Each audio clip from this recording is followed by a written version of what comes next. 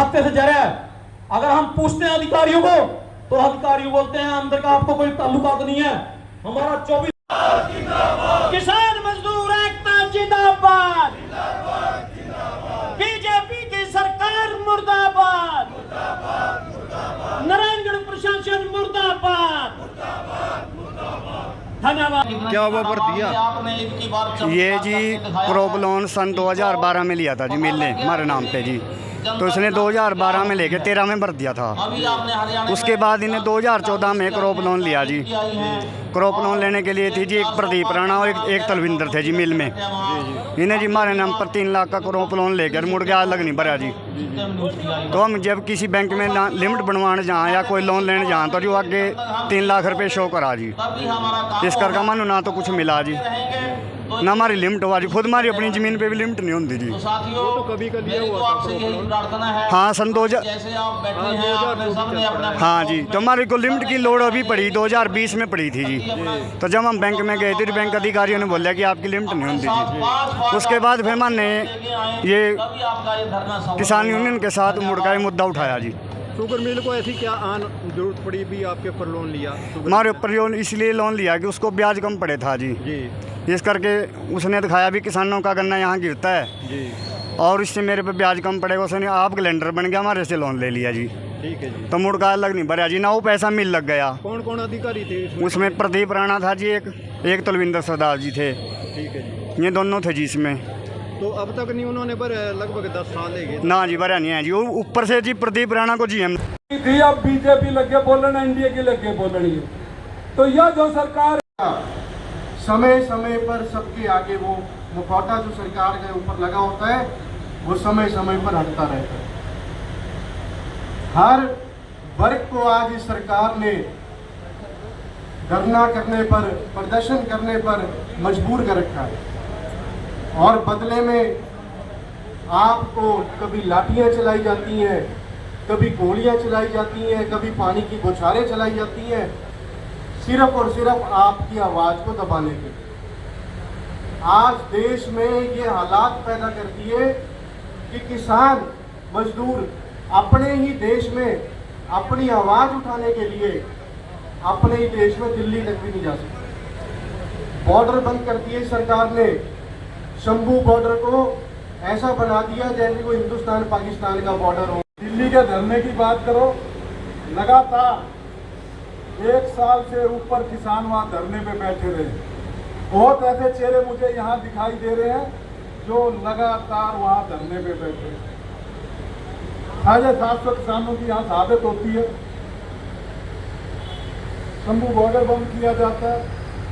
MSP की बात को जब की थी इन्होंने, याद होगा आपको, 2022 तक कहा था किसानों की आय दुगनी कर देंगे, स्वामीनाथन की रिपोर्ट लागू करेंगे, पर सब खोखलेबाजी।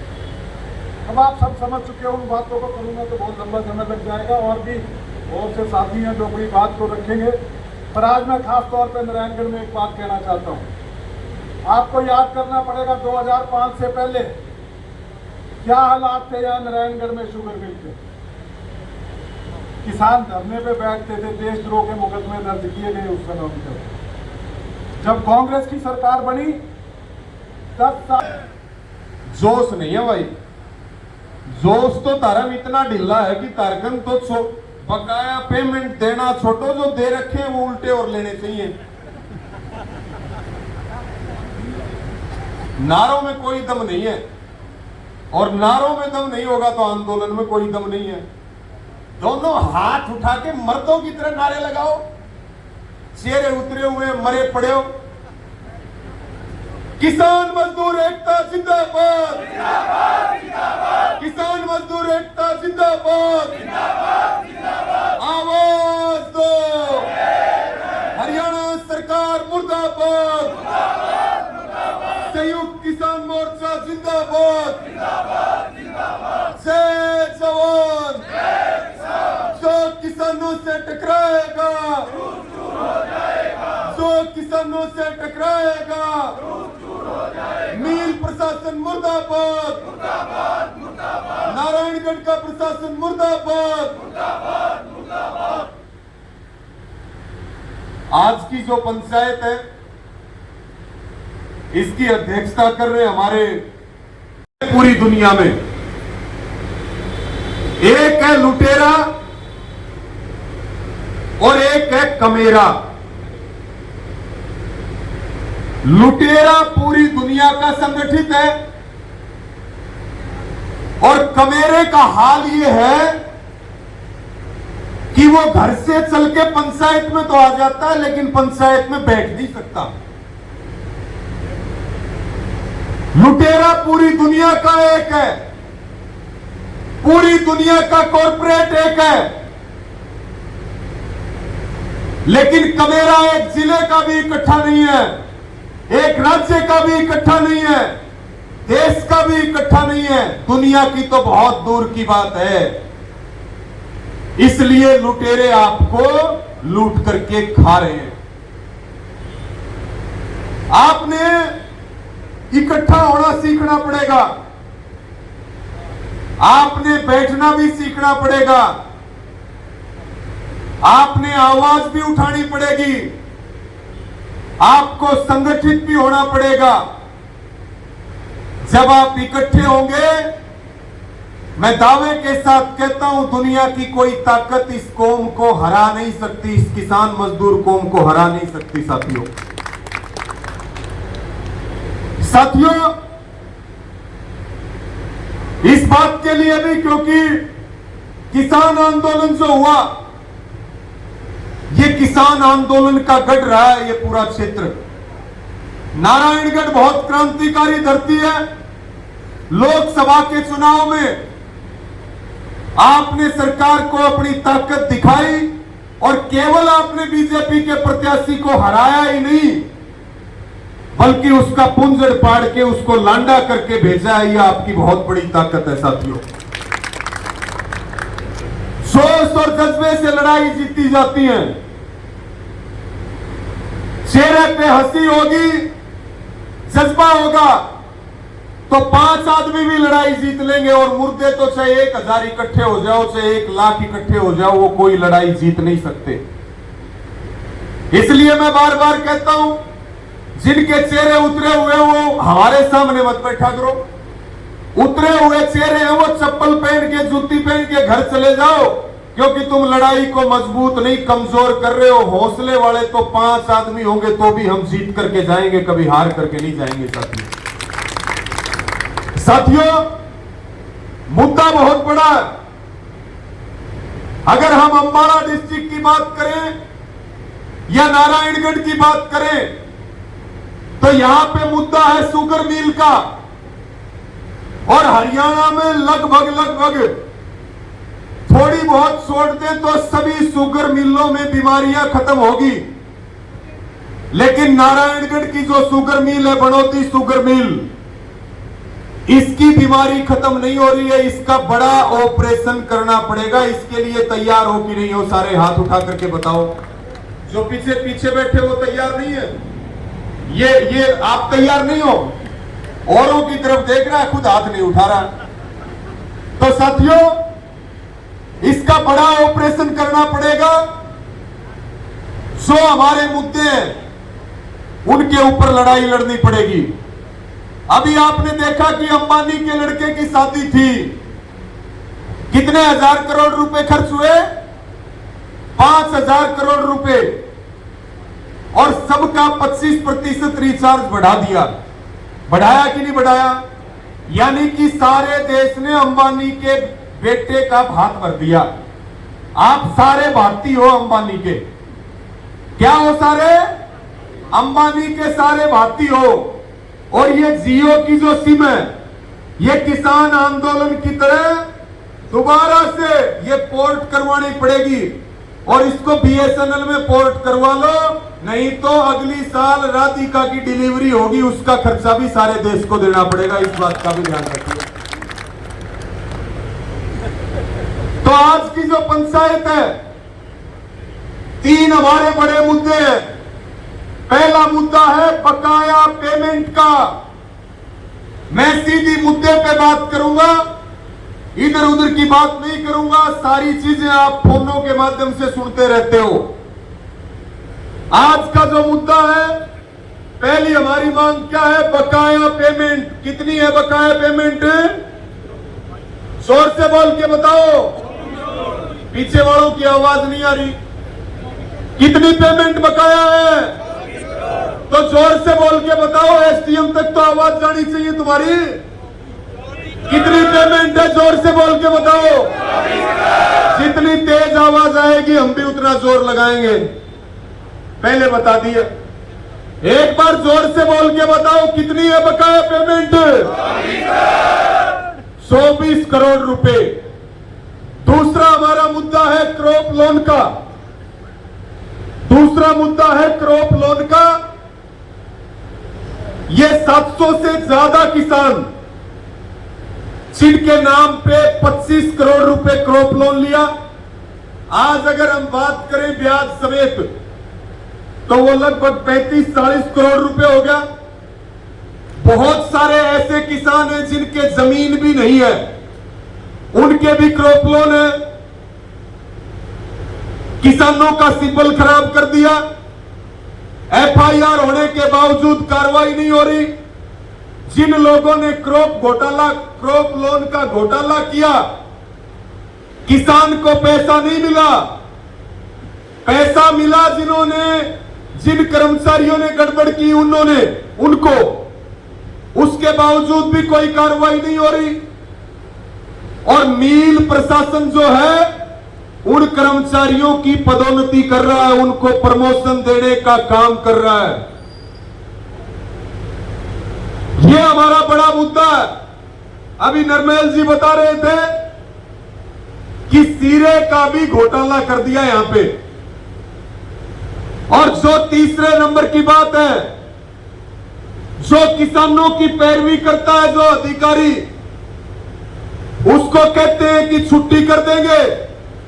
जो कर्मचारी किसानों की मदद में रहता है उसको तो छुट्टी करने की धमकी दे रहे हैं, और जो इनके दरबार में हाजिरी लगाता है और जो इनकी जेबें गर्म करता है उसको प्रमोशन देने का काम कर रहे हैं। पॉलिसी एक होती है, एक मिल में दो तरह के कानून नहीं चलेंगे, एक प्रदेश में दो तरह के कानून नहीं चलेंगे। अगर बात पॉलिसी की होगी तो सबके ऊपर बराबर लागू होगी, नहीं तो किसी को टारगेट नहीं करने दिया जाएगा। ये भी बात हम कह रहे हैं। साथियों, ये तीन हमारे मुद्दे हैं। इन तीन मुद्दों के ऊपर आज की पंचायत है। आज की पंचायत से पहले भी बात चल रही थी कि टेंट गाड़ने को लेकर भी दिक्कत पैदा कर रहे थे। बहुत सारे षड्यंत्र सरकार अपना रही है। हर षड्यंत्र का मुंह तोड़ जवाब देने का काम किया जाएगा। और जो आपकी लड़ाई है वो आप सबके नेतृत्व में उस लड़ाई को मजबूत करने का काम किया जाएगा। और सरकार और प्रशासन को घुटने टेकने पड़ेंगे। जीत तो किसान की और मजदूर की होगी। साथियों,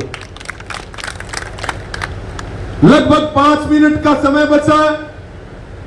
आज मुद्दा भाषण का नहीं है, आज मुद्दा आंदोलन का है। तो यहां के जो एसडीएम है, जो मिल के एमडी है, वो इन मांगों के ऊपर आकर के अपना स्पष्टीकरण दे, ताकि जो कमेटी है वो मीटिंग करके और आगे का फैसला ले सके। ये बात हम जरूर कहेंगे। अधिकारी आते रहते हैं, अधिकारी जाते रहते हैं। कोई भी अधिकारी इस कुर्सी को अपनी बपोती समझने की भूल अगर करेगा तो उसकी भूल को हम जो है जवाब देने का काम करेंगे, चाहे वो कोई भी हो। तो 5 मिनट का समय जो एसडीएम है वो आकर के अपनी बात बता दे, और नहीं तो उसके बाद सीधी स्पष्ट बात है। हम तो बिल्कुल स्पष्ट कह रहे हैं कि भाई 5 मिनट का टाइम है। बात सुन रहे हैं तो उनको चुल्लू भर पानी में डूब के मर जाना चाहिए। उनके इलाके के लोग ही धरने पर बैठे हैं। और ये भी हम कह रहे हैं, फैसला तो लिया ही जाएगा। इन मुद्दों के ऊपर किसानों की जीत तो होगी। लेकिन यह बात भी सरकार कान खोल के सुन ले, अगर हमारी बात को अनसुना किया गया तो विधानसभा के चुनाव में बीजेपी का प्रत्याशी आगे रहेगा और किसान उसके पीछे रहेंगे। ये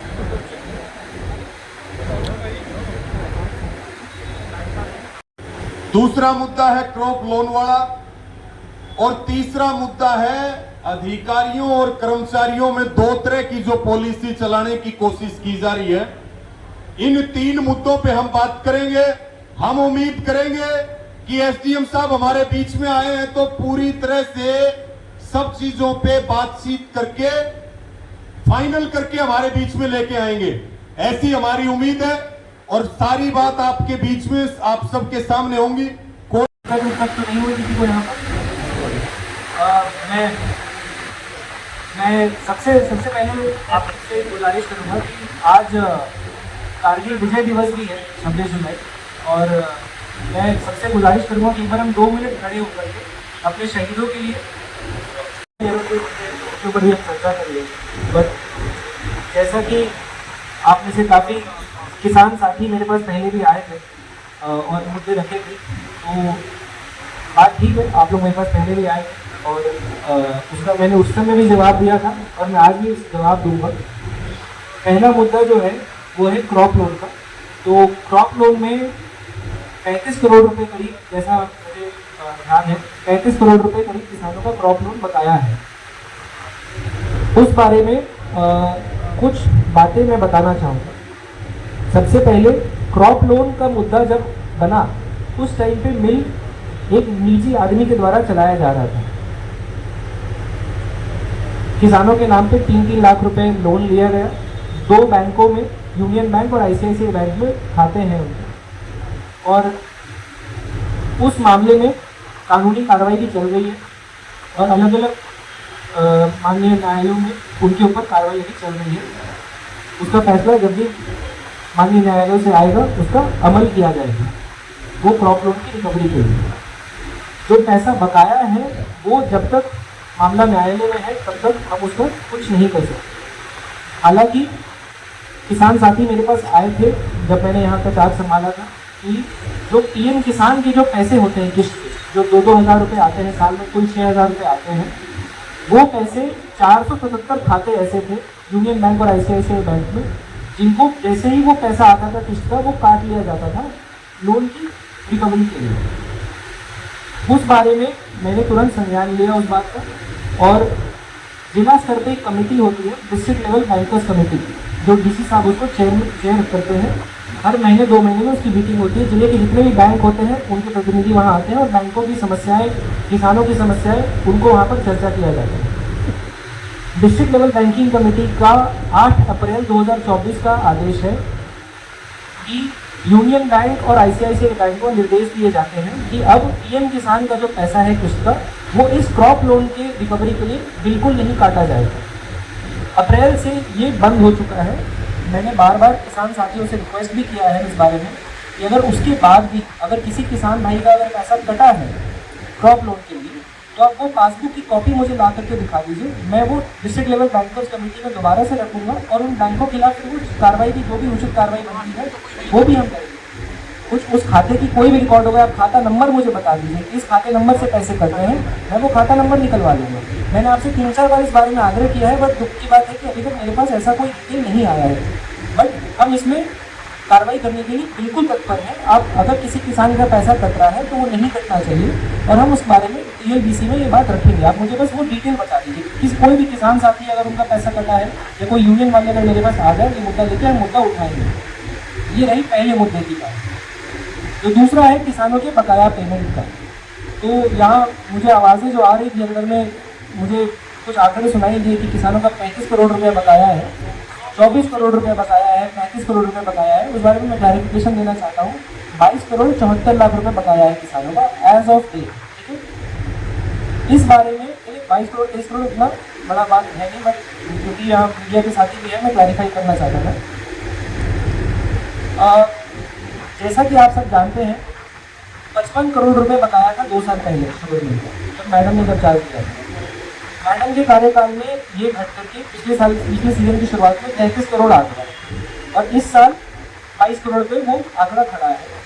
अगर ऐसे ही शुगर मिल अच्छे तरीके से चलता रहा तो ये आंकड़ा और कम होकर हमें उम्मीद है कि एक सीजन में या ज़्यादा से ज़्यादा 2 सीजन में ये आंकड़ा पूरी तरह से समाप्त हो जाएगा। इस बारे में भी हमने हरियाणा सरकार के संज्ञान में ये बात मैंने 19 तारीख को भी जो हम एनुअल रिपोर्ट एक भेजते हैं सरकार को कि मिल में क्या क्या हुआ है, उस रिपोर्ट में भी हमने सरकार से ये निवेदन किया है कि इस बात का संज्ञान है और इसमें उचित कदम उठाया जाए किसानों को बकाया पेमेंट के बारे में।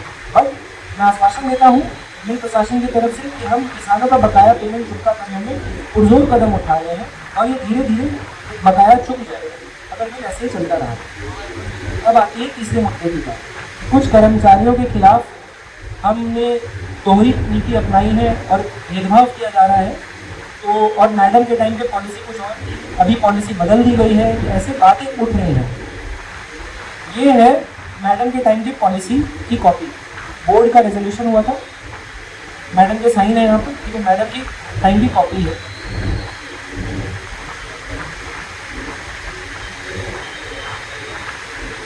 ये पीले रंग से हाईलाइट किया हुआ है आइटम नंबर 14 जो एम्प्लॉइज के बारे में है, ये मैं पढ़ देता हूँ। To consider and approve the policy on appointing employees after retirement at the attaining age of 58 on a contractual or retainership basis, to decide authority to make decision on their fee, benefits and their powers. Noted that the stated age of retirement as per company policy is 58 years of age, which has not been routinely adhered to since inception of the bill। मतलब 58 साल retirement की उम्र की policy है मिल में, लेकिन अभी तक उसकी पालना नहीं की जा रही है मिल में। Resolved that the age of retirement clause shall be complied with starting July 2023। Retirement उम्र की पॉलिसी का कड़ा पालना किया जाएगा जुलाई 2030 से। ये मैडम के टाइम की पॉलिसी की copy. That is, every employee officer shall retire from service after attaining the age of 58 years। यानी कि हर कर्मचारी अधिकारी 58 साल के बाद मिल से रिटायर किए जाए। अगला paragraph, further resolved that retired officers may be further engaged as consultants after adequately verifying their physical fitness and previous performance। कुछ कर्मचारियों को कंसल्टेंसी बेसिस पे या रिटेनरशिप बेसिस पे रखा जा सकता है। ये ऐसा नहीं लिखा है कि रखा जाएगा हर कर्मचारी को। पहला पैराग्राफ बोलता है कि सबको निकाला जाएगा, कुछ लोगों को रखा जाएगा। However, equally competent employees are available for lesser compensation either from the open market or through internal promotion। Preference shall be given to those over extension of retired employees। यानी कि अगर खुले बाजार में अगर कोई दूसरा कर्मचारी अगर अवेलेबल है या फिर अगर अंदर में ही कोई कर्मचारी अवेलेबल है जो वो काम कर सकता है तो एक्सटेंशन नहीं दिया जाएगा कर्मचारी को। ये मैडम के टाइम की पॉलिसी है, ठीक है। अब बात होती है कि मैंने पॉलिसी बदली, बिल्कुल बदली। ये है मेरे टाइम के पॉलिसी की copy. In view of severe financial crisis, retirement age of employees be increased to 60 years from 58 years। हमारे पास किसान साथी भी आए, कर्मचारी भी आए, बोला कि सर हमारी जो रिटायरमेंट की उम्र है वो 58 साल से 60 साल कर दी जाए, हमें ज़रूरत है उस चीज़ की। मैंने बोला हम कर देते हैं। कर्मचारियों के बेटरमेंट के लिए, उनकी भलाई के लिए, उनके बेनिफिट के लिए हमने जो 58 इयर्स की जो पॉलिसी मैडम के टाइम पे थी और लिखा गया है कि उसका स्ट्रिक्ट पालना किया जाएगा, उसको हमने 60 साल किया। No employ person will be engaged continue on retainership except to.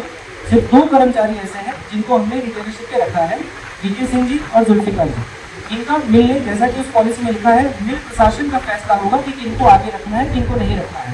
यहाँ ऐसा कहीं नहीं लिखा है किसी पॉलिसी में कि हर कर्मचारी को निकालना है या हर कर्मचारी को रखना है। किस कर्मचारी को आगे एक्सटेंशन देना है या उनको निकालना है, ये मिल प्रशासन का अंदरूनी फैसला है। इसमें किसी कर्मचारी के खिलाफ कोई भेदभाव नहीं किया गया है और ये पॉलिसी के तहत ही किया गया है। ये थी इन 3 मामलों में हमारा जवाब। धन्यवाद। देखिए, वैसे एक बात तो कहनी पड़ेगी, शाणे आपा गोनी एसडीएम साहब भी बहुत शाणे हैं। तो साथियों, मैं एक बार खड़े होके, आप बैठिए। साथियों, 3 मुद्दों पे जो बात हुई, पहला मुद्दा जो है वो है बकाया पेमेंट का 22 करोड़ 73 लाख रुपए, 74 लाख रुपए हम थोड़ा बहुत हो सकता है ब्याज भी जोड़ के 24 कर दिए होंगे, क्योंकि 3 साल से तो ब्याज ले नहीं रहा ना किसान। तो एक तो हमारी जो बकाया पेमेंट है उस पे आप पुरजोर कोशिश करेंगे, वो अच्छी बात है। पिछले दिनों हमारी एसकेएम की हरियाणा की डेपुटेशन की principal secretary to CM Rajesh Kundar ji से भी बातचीत हुई थी, और उस समय हमारे हरियाणा के लगभग जो 40 इशूज थे उन पे हमने बात की। तो हमने उस इशू के ऊपर भी बात की थी, और हम उनको ये कह रहे थे अब हम नारायणगढ़ में मीटिंग करेंगे। बोला हो सकता है नारायणगढ़ जाने से पहले ही तुम्हारी पेमेंट आ जाए। तो इसलिए एसडीएम साहब को हम कहना ये चाह रहे हैं कि हमें समय चाहिए, आप हमें टाइम बता दीजिए कि आपकी इस टाइम तक पेमेंट आ जाएगी। पुरजोर कोशिश करने का कोई मतलब नहीं होता। खुल्लर साहब कह रहे थे आप जाओगे उससे पहले आ जाएगी, आप कह रहे हैं कि हम कोशिश कर रहे हैं। किसान ने अपना गन्ना एसडीएम साहब मिल पे डाल दिया, आज वो पेमेंट के लिए अगर सड़क के ऊपर बैठा है तो सरकार के लिए और प्रशासन के लिए इससे बड़ा फेल्योर क्या है। और पहले तो मिल निजी हाथों में था, अब तो वो समस्या भी नहीं रही। तो पहले मुद्दे के ऊपर तो हमें टाइम बताएं एसडीएम साहब की इतने दिन में आपकी पेमेंट हम क्लियर कर देंगे। और इतना बड़ा दिल हम दिखाते हैं कि जो टाइम आप लोगे उससे 5 दिन का टाइम आपको फालतू देंगे भाई, ये भी तय है। नहीं तो हम इस पर फैसला लेंगे। सीधी सीधी बात है, चुनाव सिर पे है। सरकार हमारी पेमेंट नहीं देगी तो हम सरकार को नुकसान करेंगे, सीधी स्पष्ट बात है। बीजेपी आगे रहेगी, हम रहेंगे पीछे। वो करते जाएंगे, हम मिटाते जाएंगे। और लोकसभा में चला था ट्रेलर, अब चलेगी पूरी फिल्म। और तब हुए थे हाफ, और अब की बार हो जाएगा सुपड़ा साफ अगर किसानों की पेमेंट नहीं दी तो एक तो एसडीएम साहब आप हमें समय बताएं, बातचीत टाइम बाउंड होनी चाहिए। दूसरी बात, जो आप क्रॉप लोन की बात कर रहे हैं कि जब लंबे समय तक कोई कार्रवाई नहीं हुई तो मजबूरी वश किसान कोर्ट में चले गए, यही बात है प्रधान जी। लेकिन अब भी हमारा सवाल यही खड़ा है, कोर्ट करेगा वो करेगा, आपने क्या किया, आप इस बात का जवाब दीजिए हमें। जिन किसानों का सिपल खराब था उनका सिपल ठीक हो गया क्या? हाथ उठा करके बताओ। तो फिर बोल क्यों नहीं रहे? जो बोल के बताओ, हाथ उठा के बताओ, हुआ क्या उनका? तो कोर्ट जो करेगा वो करेगा, लेकिन आपने क्या कदम उठाए इसके ऊपर आप जवाब देते हैं। और तीसरी और अंतिम बात कि पॉलिसी पहले 58 की थी, आपने उसको 60 का कर दिया और उसमें एक दरवाजा रख लिया कि मील का अंदरूनी फैसला है, जिसको हम चाहेंगे उसको तो 65 तक भी रख सकते हैं, और जिसको हम नहीं चाहेंगे उसको एक दिन भी नहीं रखेंगे। तो फिर हम ये कहते हैं कि भाई अब मांग बदल गई। पहले दोहरी नीति अपनाने की बात थी, अब एसडीएम साहब को कह रहे हैं कि इस पॉलिसी को बदलिए, ये पॉलिसी नहीं चलेगी जिसमें चोरी के दरवाजे छोड़े हुए हैं। इस पॉलिसी को ही बदल दो। रूल सबके लिए बराबर होता है, चेहरे देख करके टीके नहीं निकाले जाएंगे। कानून से देश चलता है, कागज से सरकार चलती है। अपने फायदे की चीजें चोरी के दरवाजे से ये काम नहीं चलेगा। इस पॉलिसी को बदलिए और नियम सबके लिए बराबर बनाइए। 60 साल का मतलब 60 साल, चाहे वो 4th क्लास हो, चाहे वो यूनिट का हेड हो, चाहे वो जीएम हो, 60 साल उम्र कर दो, बात खत्म। और अभी ये चिट्ठी दो मेरे को, ये 2 जगह की एसडीएम साहब हमने निकाली है, आपको देंगे अभी। ये करनाल और कैथल, इनमें 2 नियुक्तियां हुई हैं। किस पोस्ट पे हुई हैं? जीएम है और ये रिटायर्ड हैं और इनकी उम्र 63 साल और 63 साल से ऊपर है।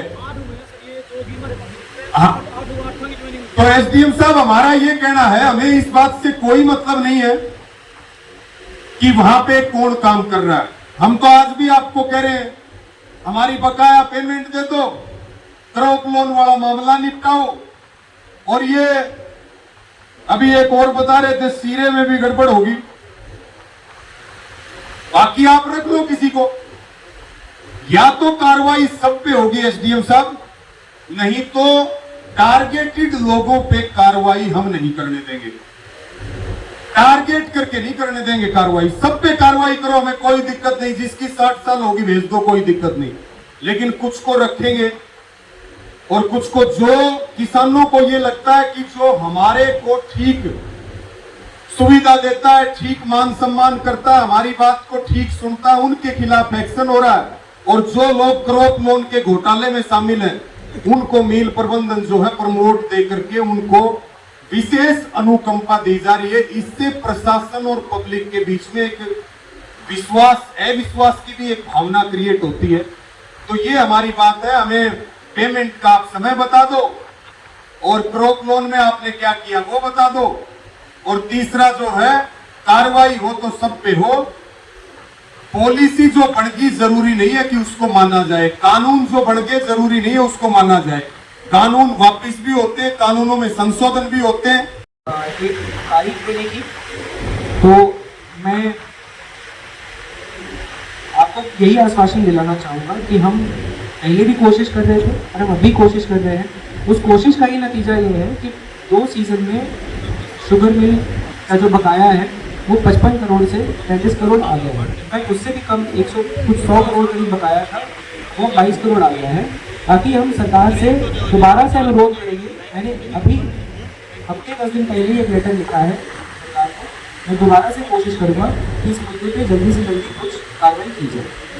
बात रही एक निश्चित तारीख देने की, वो मैं नहीं दे सकता हूँ, मैं इसमें असमर्थ हूँ। दूसरी बात रही क्रॉप लोन की, आपने पूछा मैंने क्या किया है। मैंने आपको पहले भी बताया, मैं दोबारा से फिर से बता देता हूँ। क्रॉप लोन में क्योंकि न्यायालय में मामला चल रहा है, तो उसमें जब तक न्यायालय से कोई फैसला नहीं आता है, हम उसमें कुछ नहीं कर सकते।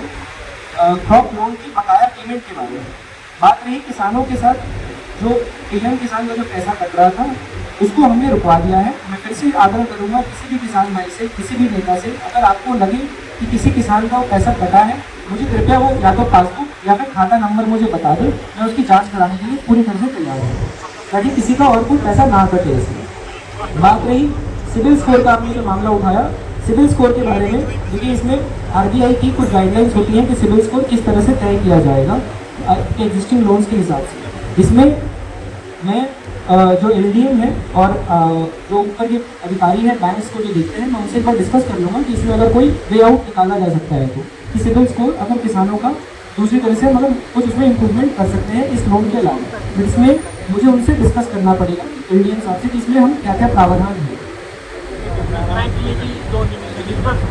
मैं समझ रहा हूँ, लेकिन सिबिल स्कोर एक क्रेडिट ब्यूरो होती है। सिबिल स्कोर आपका पैन अकाउंट से लिंक होता है और उससे आपका जितने भी आपने लोन लिए हैं आज तक, उस सारे इसके बेसिस पर आपका एक स्कोर बनता है। मैं उनसे बात करूँगा कि आरबीआई के नियमों के अंतर्गत रहते हुए शुगर मिल की बात नहीं है। जैसे आपने भी 2 शुगर मिल का आपने एग्जाम्पल दिया, कैथल और करनाल, वहाँ पर भी कुछ कर्मचारियों को रखा गया है 60 साल के बाद, हम भी रख रहे हैं। ऐसा नहीं है कि वहाँ पर 60 साल के बाद जितने कर्मचारी रिटायर हुए हैं उन सबको नौकरी पर रख लिया गया। ऐसा दुनिया का कोई ऑर्गेनाइजेशन नहीं है कि या तो आप 60 साल पे सबको रखोगे या फिर सबको रिटायर करोगे। वो हमारा इंटरनल डिसीजन होता है कि हमें लगता है कि अगर कोई कर्मचारी मिल के लिए जरूरी है।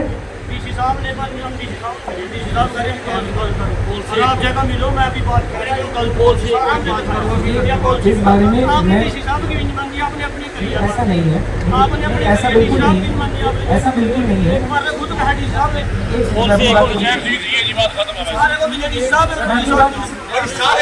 जिसको बोलना है एक एक करके बोलेगा, एक एक करके बात, ऐसे नहीं एक करके। बात रही पॉलिसी में अगर कोई बदलाव की ज़रूरत है या किसी को प्रमोशन दिया जा रहा है नहीं दिया जा रहा है, उस बारे में मैं मिल मैनेजमेंट के साथ बैठ करके एक बार दोबारा इसका विचार हम करेंगे। इसमें जो भी हमें कार्रवाई लगती है मिल के हित में, और मिल का हित जब मैं बोलता हूँ उसका हमारा सिर्फ और सिर्फ एक औचित्य है, किसानों का हित। क्योंकि जब फिर किसान नहीं रहेंगे तो मिल का कोई अस्तित्व नहीं है। आपका गन्ना, आपका मिल, आपका बकाया है, तो किसानों के हित में जो भी उचित फैसला होगा वो हम लेंगे। ठीक है, थैंक यू। एक मिनट भाई, एक तो जो है ना सारे बैठ जाओ, आराम से खड़े होके बात कर रहे हैं, और किसी को भी बोलना है, बोलने की सबको स्वतंत्रता है, लेकिन तरीके से और एक एक करके अपनी बात रखें। जो एसडीएम साहब जो बात कर रहे हैं कि वो बकाया पेमेंट की डेट नहीं दे सकते, तो ठीक है, उन्होंने सच बोला है, बहुत बढ़िया बात है, उस पे तो हम अपना फैसला ले लेंगे, उस पे तो हम अपना फैसला ले लेंगे, और बिल्कुल आज की पंचायत से फैसला लिया जाएगा। सीधी स्पष्ट बात है, हम सड़क पर बैठे हैं तो एसडीएम साहब हम फैसला ऐसा लेंगे कि आपको भी सड़क पे घुमाएंगे हमारी तरह, जैसे हम घूम रहे हैं ना धूप में, ऐसे दफ्तर में हम आपको भी नहीं बैठने देंगे, ऐसा फैसला लेंगे। ये आज कह के जा रहे हैं इस बात को, और आज अनाउंस भी करेंगे फैसला। दूसरी बात जो आप कह रहे हैं कोर्ट का मामला है क्रॉप लोन वाला, तो आप हमारा पेटा तो भरो, आप हमें नहीं बताओ कि कोर्ट में क्या पैरवी करी है आपने। आप हमारी संतुष्टि तो करने का काम करो कि कोर्ट में क्या पैरवी करी है, उस पैरवी का जवाब दे दो। तीसरी और अंतिम बात, जो आप कह रहे हैं कि मील प्रबंधन का अंदरूनी फैसला है, एक यूनिट हेड है, हम उनके अच्छे स्वास्थ्य की कामना करते हैं, मैं तो शकल भी नहीं जानता, लेकिन मुझे किसानों से जो जानकारी मिली कि उनको हेल्थ की बहुत ज्यादा प्रॉब्लम है, स्वास्थ्य की समस्या है। किसी भी आदमी को काम पे रखने से पहले जरूरी ये होता है कि इसकी हेल्थ कैसी है। तो आप उनको रख रहे हो, उनको प्रमोट कर रहे हो, तो उनके कौन से पैरामीटर चेक किए आपने बताओ। हेल्थ सबसे पहले पैरामीटर है। आदमी शारीरिक और मानसिक रूप से स्वस्थ होना चाहिए, ये पहला मापदंड है, और उसी में वो खरे नहीं उतर पा रहे हैं, और आप उनको प्रमोशन दे रहे हो। तो ये कौन सी पॉलिसी से दिया जा रहा है, कौन से पैरामीटर है मील प्रबंधन के, वो बता दो। लोकतांत्रिक देश है। चलो मान ली इलेक्ट्रोल बॉन्ड के नाम नहीं बता पा रही है सरकार, आप मील का तो बता सकते हो। इतनी तो हम जानकारी चाह रहे हैं, इससे ज्यादा हम कुछ मांग नहीं रहे। हमारा कहना यह है एसडीएम साहब, अब हम हैं दुखी, और विधानसभा का चुनाव है सिर पे, और अब है लोहा गरम, हम मारेंगे चोट, सीधी स्पष्ट बात है।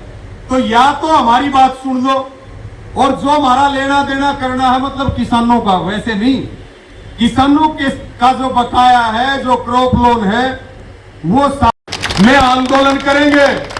मुख्यमंत्री जी रोज निकलवा रहे हैं ना, किसानों को ये दे दिया वो दे दिया। हम उन्हीं के विधानसभा से और उन्हीं के क्षेत्र से जवाब मांगने का काम करेंगे। ये काम होना चाहिए कि नहीं होना चाहिए? तो एसडीएम साहब, अगर और कोई बात हो तो आप बताइए। हमारे को किसी भी बात पे कोई संतुष्टिदायक जवाब नहीं मिला।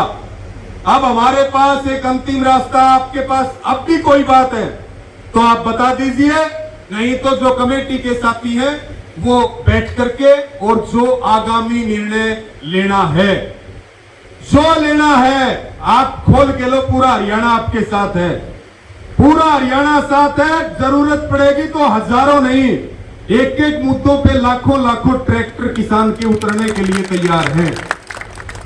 और बढ़िया रहेगा एसडीएम साहब के यहीं से आंदोलन चलेगा। आज उसका अल्टीमेटम और जो अगला निर्णय है उसका आप मीटिंग करके सुना दें कि ये हमारा फैसला रहेगा। फैसला मजबूत ले।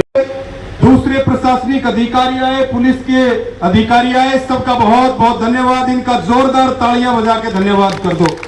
और जो कमेटी के साथी हैं उनसे निवेदन है वो अपनी मीटिंग करेंगे, और मीटिंग करके अगला जो फैसला है वो पंचायत में सुनाते। और आज से ही मेहनत करनी पड़ेगी, गांव में जाना पड़ेगा, तो तैयारी कर लो। वादा है तीनों मांग आपकी पूरी होंगी, उसके बिना उठ के ही नहीं जाएंगे, तीनों मांगों के बिना।